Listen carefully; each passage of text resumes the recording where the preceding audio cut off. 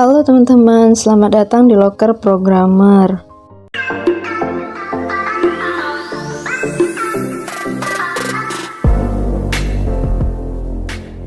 Di video kali ini saya akan memberikan tutorial belajar C++ untuk pemula. Jadi bagi teman-teman yang baru atau yang ingin belajar pemrograman C++, disimak video ini ya teman-teman. Sebelum ke pembahasannya, kita harus tahu apa itu bahasa pemrograman C++. Bahasa pemrograman C++ adalah bahasa yang bisa digunakan untuk membuat berbagai aplikasi. Itu misalnya aplikasi pengolahan gambar, software gadget, game, hingga sistem operasi baru. Oke, kita lanjut aja ke pembahasannya. Tutorial yang pertama yaitu konsep dasar bahasa pemrograman C++. Yang pertama yaitu variabel. Variabel adalah penanda identitas yang digunakan untuk menampung suatu nilai. Itu artinya variabel akan menunjukkan suatu lokasi yang ada di memori komputer. Jadi, saat teman-teman membuat satu variabel, itu akan ada satu slot memori untuk menampung nilai tersebut. Jadi, bahasa C++ ini termasuk bahasa pemrograman dengan konsep strongly typed. Jadi artinya saat melakukan deklarasi, teman-teman itu harus memberi tipe data di dalam setiap variabel. Jadi tipe-tipe data apa yang ada di dalam variabel C++? Yang pertama itu ada bold, yaitu tipe data berupa nilai boolean, yaitu true or false. Yang kedua itu ada char, tipe data huruf dari A sampai Z. Yang ketiga itu ada int, yaitu tipe data berupa angka. Yang keempat itu ada float dan double, yaitu tipe data berupa angka pecahan, contohnya 1,33. Dan untuk tipe yang terakhir itu ada string, tipe data berupa kumpulan karakter seperti belajar bahasa C++. Lalu bagaimana cara menulis variabel dalam bahasa C++? Jadi ya teman-teman, ada dua langkah untuk melakukannya. Yang pertama itu ada deklarasi. Deklarasi itu dilakukan sebelum program dimulai. Namun teman-teman itu juga bisa melakukan deklarasi di tengah program. Tetapi kalau deklarasi itu harus sudah selesai sebelum teman-teman menggunakan program. Yang kedua itu ada inisialisasi, yang artinya mengisi nilai di dalam variabel yang sudah dideklarasikan. Untuk tutorial yang kedua itu ada control structure, yang merupakan konsep dasar untuk menentukan keputusan dalam setiap baris pembacaan kode. Lalu bagaimana sih cara kerjanya? Jadi cara kerjanya yaitu saat program membaca baris kode satu persatu menggunakan compiler, compiler ini akan menemukan titik pengambilan keputusan.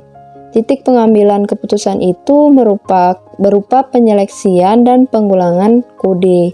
Jadi, control structure ini akan membantu compiler menentukan keputusan apakah penyeleksian atau perulangan itu akan dipecahkan atau dilewati. Control structure penyeleksian bahasa pemrograman C++ itu ada dua. Yang pertama yaitu ada statement if. Statement if itu digunakan untuk mencari kebenaran dari conditional expression yang berupa nilai boolean dengan nilai true atau false. Dan yang kedua itu ada statement else if, yang ketika compiler menemukan penyeleksian dengan statement if, CPU akan memeriksa kebenaran dari conditional expression. Jadi jika hasilnya true, maka perintah kode akan dijalankan. Namun jika hasilnya false, maka compiler akan memeriksa kode dengan statement else if. Lalu, selain memiliki control structure untuk penyeleksian, bahasa C++ itu juga memiliki control structure untuk pengulangan atau loops. Jadi yang pertama itu ada while, yang merupakan statement yang digunakan untuk mengulangi sejumlah perintah selama conditional expression bernilai true.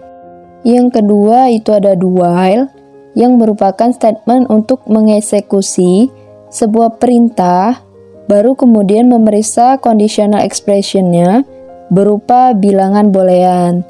Jadi statement do ini akan mengeksekusi perintah, kemudian while itu akan memeriksa conditional expression-nya.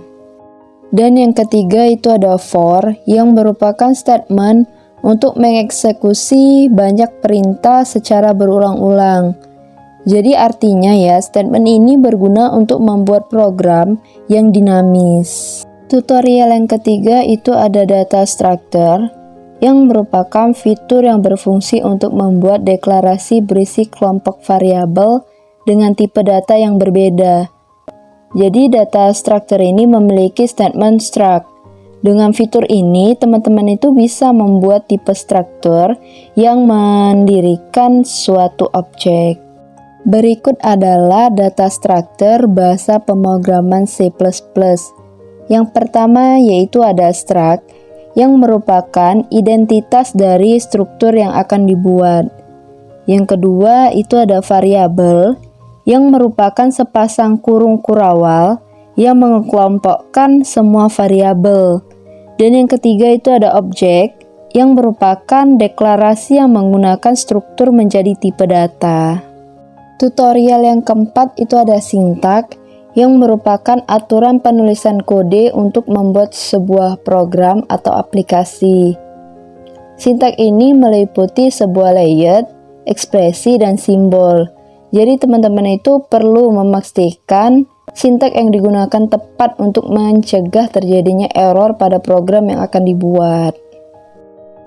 Jadi bahasa pemrograman C++ ini memiliki 3 sintaks dasar, yaitu yang pertama itu ada include, yang merupakan sintaks untuk mendefinisikan library yang akan digunakan dalam suatu program.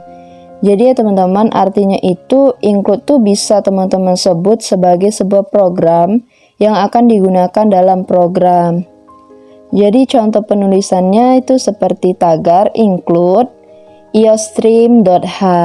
Sintaks yang kedua itu ada using namespace std, yang merupakan sebuah instruksi terhadap compiler untuk menggunakan semua fungsi yang dideklarasikan. Misalnya itu ada kelas, objek, dan variabel. Jadi contoh penulisannya yaitu using namespace std titik koma.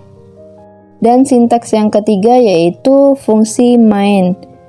Itu yang merupakan fungsi yang akan dieksekusi pertama kali saat teman-teman membuka program. Jadi fungsi yang lain tuh baru bisa dieksekusi setelah fungsi main. Jadi artinya fungsi ini wajib teman-teman gunakan. Contoh penulisannya seperti gambar yang sudah saya screenshot. Tutorial yang terakhir itu ada tools. Di dalam penulisan kode C++, teman-teman itu memerlukan editor sebagai tool untuk menuliskan kode pemrograman dan compiler untuk menerjemahkan perintah ke dalam komputer. Namun dengan Integrated Development Environment atau ADE, teman-teman itu bisa bekerja lebih efektif karena terdapat editor dan compiler dalam satu aplikasi. Jadi aplikasi apa saja sih? Itu teman-teman bisa coba Eclipse ataupun NetBeans yang cukup ramah bagi pemula. Oke teman-teman, sampai di sini saja pembahasan dari saya. Jangan lupa ya teman-teman subscribe dan like video ini. Sampai jumpa teman-teman di video selanjutnya.